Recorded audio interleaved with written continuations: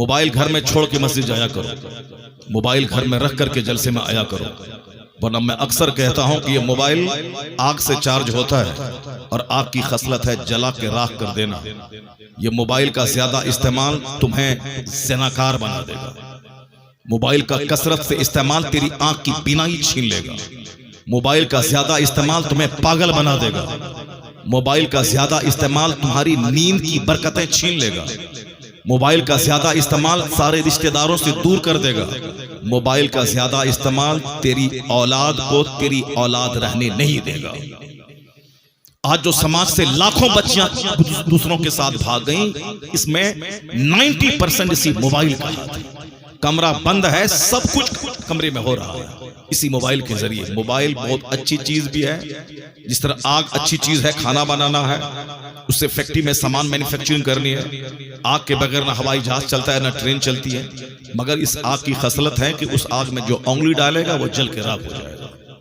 تو آگ کو کنٹرول میں رکھنا چاہیے، نہ کہ اپنے آپ کو آگ کے حوالے کر دینا چاہیے۔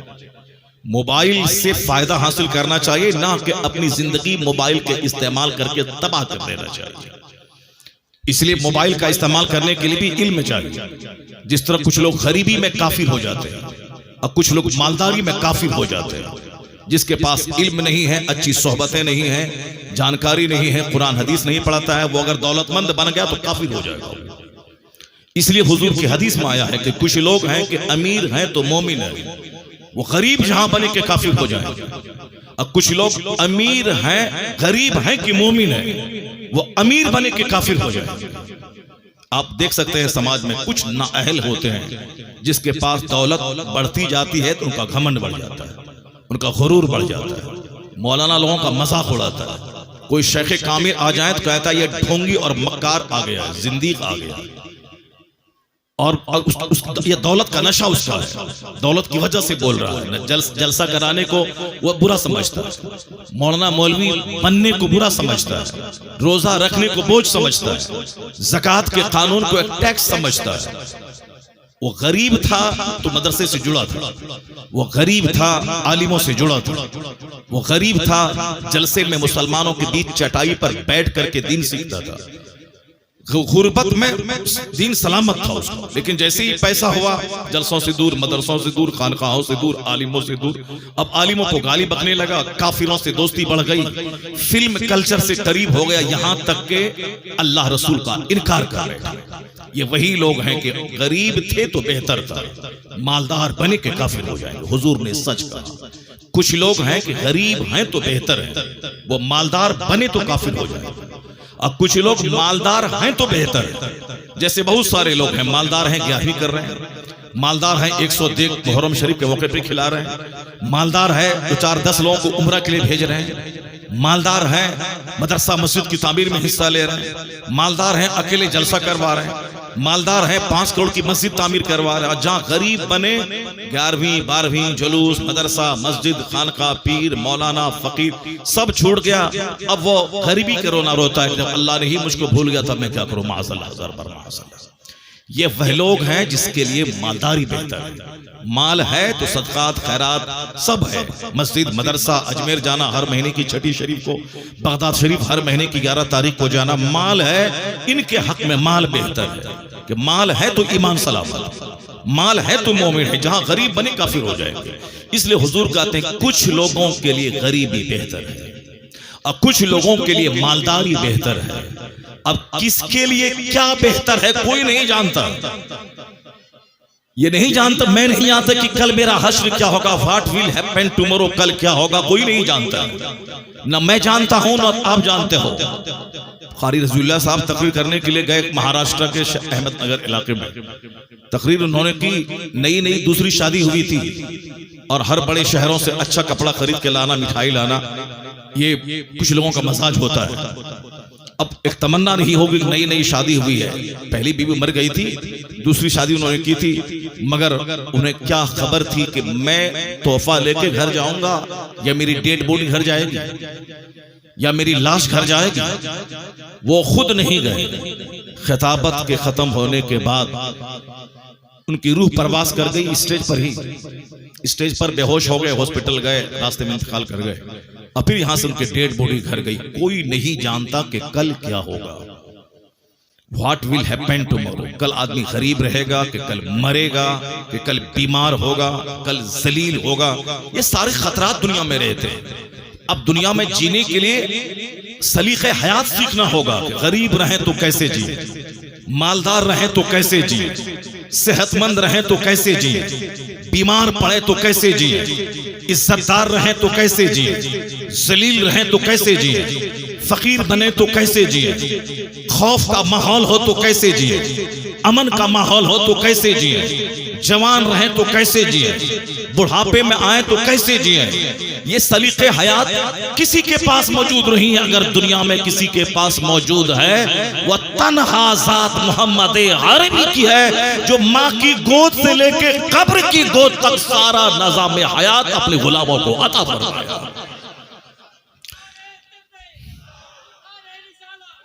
ہاں تم ہی لگاؤ نعرہ. تم خود نہیں سمجھتا کہ میں نعرہ کیوں لگا رہا ہوں.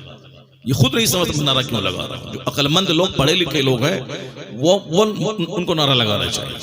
عقل مند لوگوں کو آگے بیٹھنا چاہیے. بیٹھے ہمارے بچے سامنے بیٹھے ہوئے ہیں. یہی میرے جلسوں کا مزاج کہ بچے سامنے بیٹھے رہیں. ان لوگوں کی مجلسوں میں آگے کرسی لگتی ہے, آگے صحافی بیٹھتے ہیں, آگے جرنلسٹ بیٹھتے ہیں, آگے اسکول کے ٹیچر بیٹھتے ہیں, آگے پروفیسر بیٹھتے ہیں, اس کے بعد عام لوگ بیٹھتے ہیں. اور ہمارے جلسے کے مزاج یہ ہے کہ آگے ہمارے بچے بیٹھتے ہیں, آگے ہمارے وہ لوگ بیٹھتے ہیں جو نعت شریف سننے کے بعد اچھلتے اور کودتے ہیں. یہ ہمارا جلسہ ہے. ہمارے جلسے میں آدھی رات تک 12 بجے تک نعت خوانی ہوتی ہے, جس میں قوالی کا مزہ لیا جاتا ہے.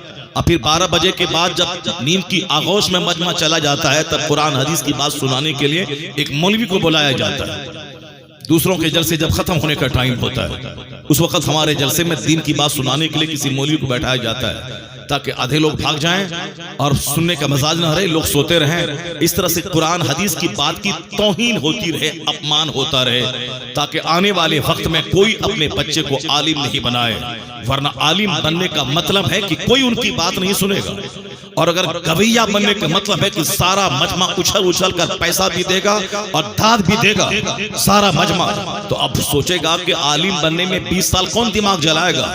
ہندی ہی میں نعت شریف لکھ کر کے اس کی نقل اور پریکٹس کی جائے, چاہے اردو آئے نہ آئے, تاکہ نعت پڑھیں, پیسہ بھی ملے گا, عزت بھی ملے گی, اور آس پاس 2-4 لچے لفنگے بھی چلیں گے. مولانا کا سٹکیس اٹھانے والا کوئی نہیں ہے, مولانا کو سلام کرنے والا کوئی نہیں ہے. اور جو اردو نہیں آتی ہے, جس کو ہندی میں نعت لکھ کے پڑھتا ہے گانے کے طرز پہ, اس کے آگے پیچھے 10 لچے لفنگے رہتے ہیں, اس کا ہاتھ چومتے, اس کا سٹکیس اٹھاتے ہیں, اور اس کو اسٹیشن تک چھوڑنے جاتے ہیں اور لینے کے لیے ان کو جاتے ہیں. اب یہ بتائیں کہ اب ان لوگ گویہ نہ بنے گا تو کیا بنے گا؟ عالم بنیں گے لوگ؟ دین سکھانے والا بنیں گے؟ کوئی نہیں بنے گا. دین تو اس وقت لوگ سکھاتے تھے جب ہندوستان کا بادشاہ اورنگزیب جامع مسجد دہلی سے نماز پڑھنے کے بعد جب نکلتے تھے, پورے ہندوستان کا پاتاج بادشاہ جو 50 سال 6 مہینے سے زائد ہندوستان پہ اکیلے شاسن کیا ہے. آج تک ہندوستان کی تاریخ میں اتنے طویل عرصے تک حکومت کرنے والا کوئی دوسرا شاسک نہیں آیا جو دودھ کا دودھ پانی کا پانی فیصلہ کر کے پورے بھارت ورش کو سجایا ہو, سنوارا ہو, اس کے خزانے کا صحیح استعمال کیا ہو. یہاں تک کہ بادشاہ دہلی کے انتقال کے بعد انہوں نے جو وصیت کی تھی, وہ وصیت میں یہ درج تھا کہ ہندوستان کے خزانے کا پیسہ میرے کفن اور میری قبر کی کھدائی میں استعمال نہ کیا جائے. اتنا بڑا شاسک جب جامع مسجد دہلی سے باہر نکلتا تھا, اور ملا احمد جیون رحمت اللہ علیہ جو ان کے استاذ تھے, ان کی چپل وہ سیدھی کرتے تھے, تو سارا ہندوستان تمنا کرتا تھا کہ کاش میرا بیٹا عالم ہو. جو عزت انہیں ملی ہے وہ عزت میرے بیٹے کو حاصل ہو جاتی ہے. جب عالموں کو سمان دیا جاتا ہے, جب عالموں کی گفتگو سنی جاتی ہے, جب عالموں کو عزت دی جاتی ہے, تب لوگ اپنے بچوں کو عالم بناتے ہیں. اور جب عالم اپمانیت کیے جاتے ہیں, اور جب عالم پرتاڑیت کیے جاتے ہیں, جب عالم کو مسجدوں سے نکالنے کی دھمکیاں دی جاتی ہیں, جب عالموں کی بات کوئی نہیں سنتا اور عالم سے کہا جاتا ہے کہ آپ کی وجہ سے جلسہ میرا فلاپ ہو گیا, اور جلسے والے بھی گویوں کے آگے پیچھے کرتے ہیں اور چاہتے ہیں کہ مولانا کو 2000 روپے ہی دے کے کام چلا لے. اب وہ اگر 80,000 مانگ لے تو 80,000 دینے کے بعد, پہلے ہی ایڈوانس دینے کے بعد, پھر ان کو ایک دن میں 10 بار فون کرنا ہے تاکہ وہ فیل نہ ہو آئے. اور مولانا کو فون تک نہیں کرتا ہے, وہ آئے تو ٹھیک ہے, نہیں آئے تو کوئی جلسہ میرا فرق نہیں پڑنے والا. جہاں ایسی بے حسی ہو, اس قدر علماء دین کی بے عزتی ہو, کوئی بچہ کوئی باپ اپنے بیٹوں کو عالم نہیں بنائے گا. اس لیے اس کو گرہ باندھ کے رکھ لیں کہ عزت سے دنیا میں جینے کے لیے علم ضروری ہے, اور علم دنیا سے زیادہ علم دین ضروری ہے. علم دین سلامت ہے تو دنیا میں انسان ملیں گے. اور اگر مدرسہ جس دن اجڑ گیا, یہ جلسہ اجڑ گیا, حرام حلال سمجھانے والا کوئی نہیں رہا, تو دنیا کتوں سے بھر جائے گا, دنیا سوروں سے بھر جائے گا, دنیا جانوروں سے بھر جائے گی. کیسا ہوگا وہ دن جو حدیث کا مفہوم ہے کہ ایک وقت ایسا آئے گا عام طور پر کھلے بندوں شراب پی جائے گی, یعنی پانی سے زیادہ لوگ شراب پیئیں گے. یہ بتا دیں کہ آدمی پانی سے زیادہ شراب پیے گا نہیں, جب وہ جانور ہو جائے گا تب وہ شراب پانی سے زیادہ استعمال کرے گا. اور حدیث میں آیا ہے کہ قیامت جب قریب آئے گی, یظہر الزنا, زنا ظاہر ہو جائے گا. لوگوں کو اپنی بیوی میں کوئی دلچسپی نہیں رہ جائے گی, لوگوں کو اقلام بازی میں دلچسپی ہوگی, یعنی عورتیں سے صحبت کریں گی جس طرح ہاسٹل میں ہو رہا ہے, مرد سے اقلام بازی کریں گے جس طرح عام طور پر ہاسٹل اور دیگر ماحول میں ہو رہا ہے. عورتوں کے لیے اللہ نے مرد کو بنایا, مردوں کے لیے اللہ نے عورت کو بنایا, تاکہ یہ دونوں لیگل وے میں شادی کر کے سماج کو گواہ بنا کر کے کہ ہم دونوں نکاح کر کے ایک ساتھ رہنے والے ہیں, تاکہ یہ دونوں ایک دوسرے سے فائدہ حاصل کریں. لیکن جب شیطان حاوی ہوگا تو آدمی شادی کو بوجھ سمجھے گا. شادی کے لیے ٹکا چاہیے 2 کروڑ روپے, لڑکا ہو اس کو نوکری چاہیے تب شادی ہوگی, چاہے ہر مہینے طوائف کے کوٹھے پہ جا کے منہ کالا کرے وہ سب چلے گا, مگر شادی کرنے کے لیے کارڈ چھپانے کے لیے 1 لاکھ روپے چاہیے, ڈیکوریشن کے لیے 10 لاکھ روپے چاہیے, ولیمہ کے لیے 20 لاکھ روپے چاہیے, لڑکی کو زیور دینے کے لیے 40 لاکھ روپے چاہیے. اور جب تک یہ پیسے نہ ہو اس وقت تک شادی نہیں ہوگی. اور چاہے ہر مہینے لڑکا زنا کرے, چاہے روزانہ لڑکا باتھ روم میں جا کے مشت زنی کرے, یعنی ہاتھ سے منی نکالے, چونکہ خواہش کو کہاں لے جائے گا. اس لیے مشت زنی کرنے والوں کی تعداد بڑھ گئی کیونکہ شادی کو مشکل بنا دیا گیا. اقلام بازوں کی تعداد بڑھ گئی کیونکہ شادی کو مشکل بنا دیا گیا. طوائف کے کوٹھے پہ جانے والوں کی تعداد بڑھ گئی کیونکہ شادی کو مشکل بنا دیا گیا. شادی بغیر کارڈ چھپائی کے نہیں ہوگی, شادی بغیر 10 کروڑ کے نہیں ہوگی, شادی بغیر کپڑا اور زیورات کی رسم کی ادائیگی کے بغیر نہیں ہوگی. کرا بھی آنکھ بند کر کے سوچ لیتے کہ میں بڑا یا میرے مصطفیٰ بڑا. مصطفیٰ امام الانبیاء والمرسلین ہے, ساری کائنات کے سردار ہے, محبوب پروردگار ہے. اگر وہ چاہتے تو اپنی بیٹی فاطمہ کی شادی میں جنت سے کھانا 1 لاکھ صحابہ کے لیے لے آتے. اگر چاہتے تو حضرت علی کو جنت سے سونے کا تاج لا کے پہنا دیتے. مگر کائنات کے مالک و مختار مصطفیٰ نے اپنی بیٹی کی شادی مسجد نبوی میں 2-4-10 صحابہ کے بیچ میں اسی پرانے لباس میں کر دیا, اس علی سے جس علی کے پاس رہنے کا اپنا گھر تک نہیں تھا, جس علی کو ظاہری طور پر کوئی ملازمت نہیں تھی. جب شادی ہوئی مولا علی کی فاطمہ الزہرا سے تو دوسرے کسی صحابی نے ایک گھر مولا علی کو ہبہ کے طور پر دیا, یہ گھر میری طرف سے آپ کو گفٹ ہے. مصطفیٰ نے مولا علی کو اپنی بیٹی دے دی جبکہ ظاہری طور پر کوئی ذریعہ معاش ان کے پاس نہیں تھا. اب مسجد نبوی میں شادی کر لی.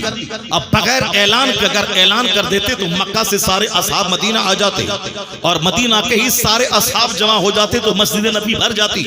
لیکن چند لوگوں کی موجودگی میں اپنی بیٹی کا نکاح مولا علی سے کر دیا. کیوں؟ تاکہ قیامت تک کا میرا غلام شادی کو بوجھ نہیں بنائے, اتنا آسان بنا دے شادی کو کہ رات میں رشتہ ملے رات میں نکاح کر دے, دن میں رشتہ ملے دن میں نکاح کر دے, اور 2 آدمی کی موجودگی میں نکاح کر دے, پرانے کپڑے میں نکاح کر دے, ستو کھلا کے ولیمہ کر کے نکاح کر دے. حضور نے اپنی شادی کی, کسی میں ستو کھلایا, کسی میں جو کی روٹی کھلائی. ایک بڑا سب سے بڑا ولیمہ تھا جناب زینب بنت جہش سے آپ نے عقد کیا, تب آپ نے روٹی اور بکرے کا گوشت کھلایا تھا. اس کے علاوہ دوسری شادیوں میں کسی میں ستو, کسی میں کھجور, یہ کھلایا, یہ ولیمہ ہے. اور یہاں ولیمے میں 10 کروڑ روپے خرچ ہوں گے تب ہوگی شادی, کارڈ چھپائی میں 50,000 خرچ ہوں گے تب ہوگی شادی. یہ مسلمان ذلیل نہ ہوگا تو کیا ہوگا؟ ہم ہماری ساری عزت اسی میں ہے کہ میں اللہ کی بات مانوں، میری ساری عزت اسی میں ہے کہ میں مصطفیٰ کی غلامی کروں، میری ساری عزت اسی میں ہے کہ میں اصحاب اور اہل بیت کو اپنے لیے ماڈل مانوں، میری ساری عزت اسی میں ہے غوث خواجہ اور رضا کے طریقے پہ چلو۔ کام سارا شیطان کا ہے، اور جب مصیبت آتی ہے تو کہتے ہیں کہ اللہ کہاں ہے، رسول اللہ کہاں ہے، غوث اعظم کہاں ہے؟ یہ مت بول اللہ کہاں ہے، اللہ تیری شہر رگ سے زیادہ قریب ہے، مگر تو جھانک کے دیکھ کے تو کہاں کھڑا ہے، تو کہاں ہے، تیری شادی کہاں ہے، تیرا ولیمہ کہاں ہے، تیرا کپڑا کہاں ہے، تیرا گھر کہاں ہے، تیری بیٹیاں کہاں ہیں، تیرے بچے کہاں ہیں، تیرے جینے کا انداز کہاں ہے؟ تو آج بدل کے پکا محمدی ہو جا، زمین خزانے اگلے گی، آسمان رحمتوں کی بارش برسا دے گا۔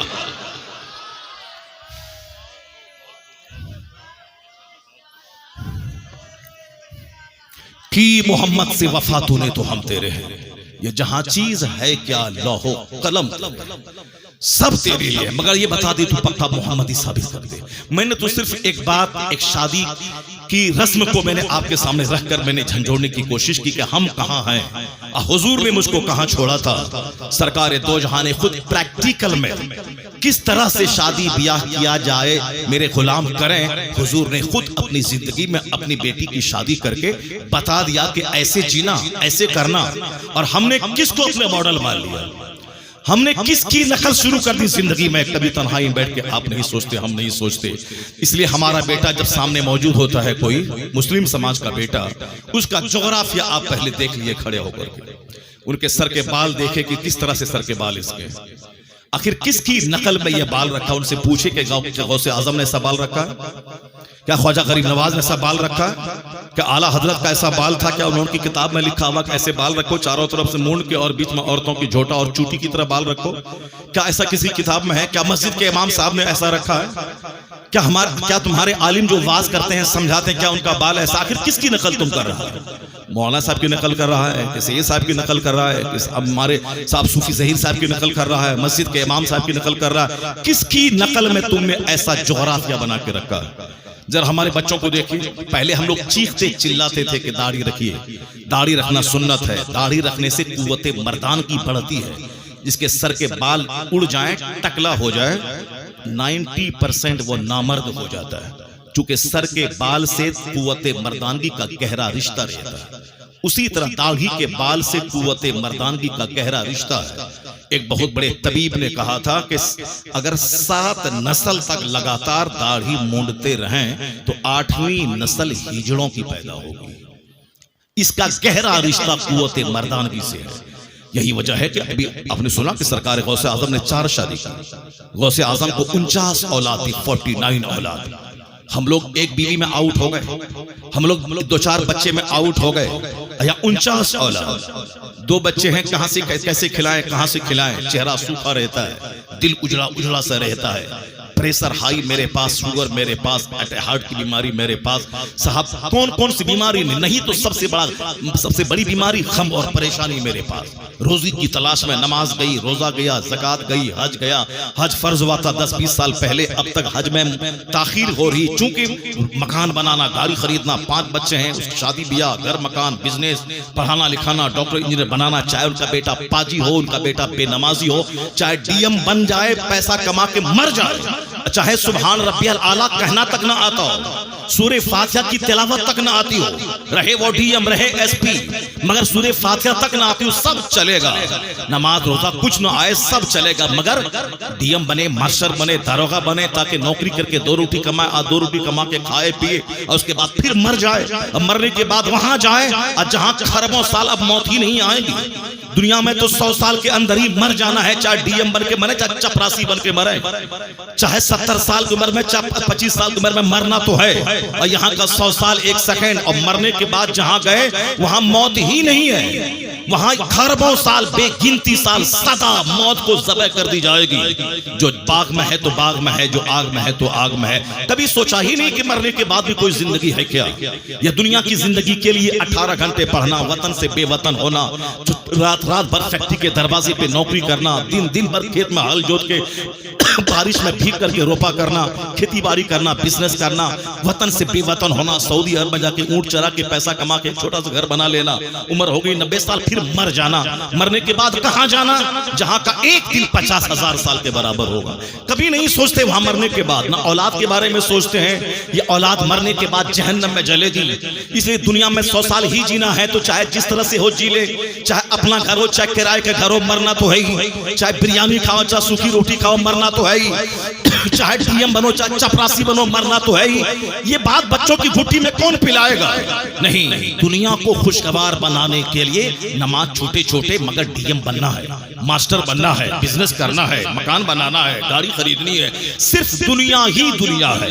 اب اگر یہ بچے دنیا دار ہو گئے، اس میں قصور ہمارا ہے کہ میں نے ان کے سامنے کبھی نیکوں کا چرچا نہیں کیا، کبھی ہم نے نیکوں کا جغرافیہ نہیں بیان کیا کہ غوث اعظم کا زلف ایسا تھا، غوث اعظم کی داڑھی ایسی تھی، غوث اعظم کی رات گزارنے کا انداز ایسا تھا، غوث اعظم کے دن گزارنے کا انداز ایسا تھا۔